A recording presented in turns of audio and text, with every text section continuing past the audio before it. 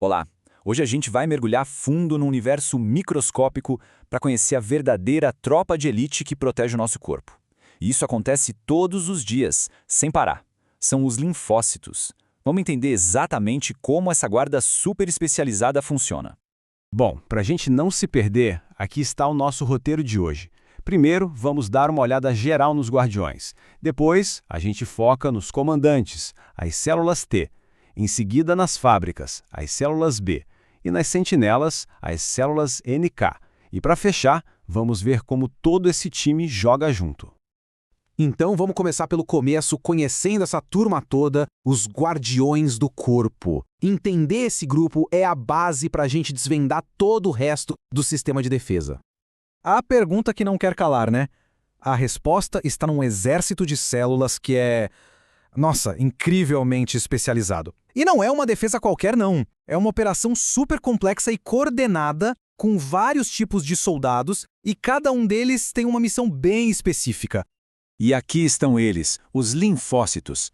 Sabe o que é curioso? Se a gente olhar no microscópio, eles parecem todos iguaizinhos. Mas olha, a aparência engana, e muito. Na verdade, as funções deles são super diferentes e especializadas.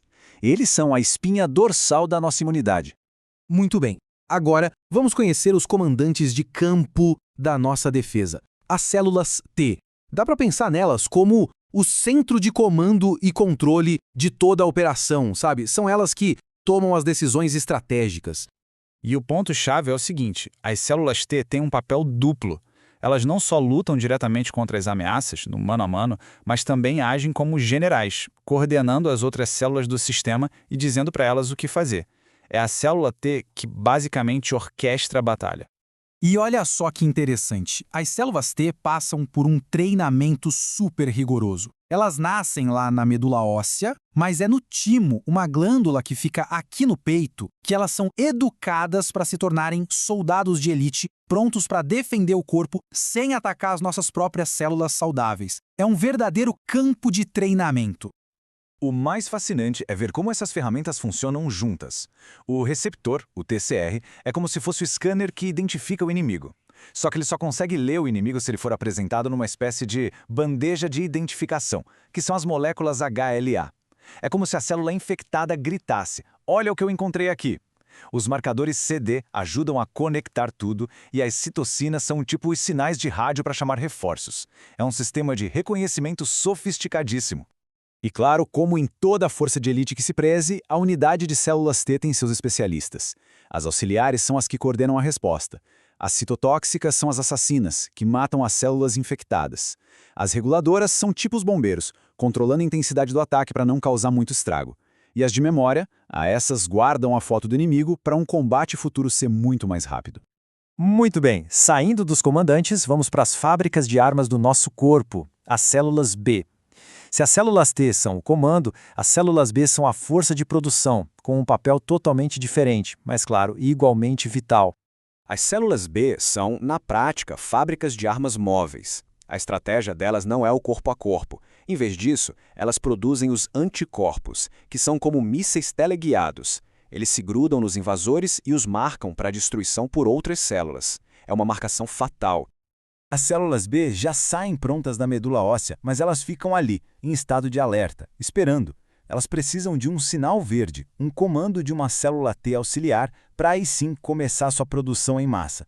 Isso só mostra, mais uma vez, como a comunicação entre essas células é fundamental para tudo funcionar. E essa abordagem com dois destinos é simplesmente genial. Depois de ativada, uma célula B se divide. Uma parte vira plasmócito, que é uma fábrica gigantesca de anticorpos para combater a infecção que está acontecendo agora. A outra parte vira a célula B de memória, que guarda o dossiê do inimigo, garantindo que da próxima vez a resposta seja muito, mas muito mais rápida. E aqui a gente vê, lado a lado, as duas grandes estratégias da nossa defesa. De um lado, a imunidade celular, com as células T no combate corpo a corpo, direto na linha de frente. Do outro, a imunidade humoral, com os anticorpos das células B patrulhando os fluidos do corpo, como o sangue e a linfa. Uma complementa a outra perfeitamente. Por último, mas com certeza não menos importante, vamos conhecer as sentinelas do nosso sistema, as células Natural Killer, ou simplesmente NK. Elas são a primeira linha de defesa, sempre de prontidão, sempre patrulhando.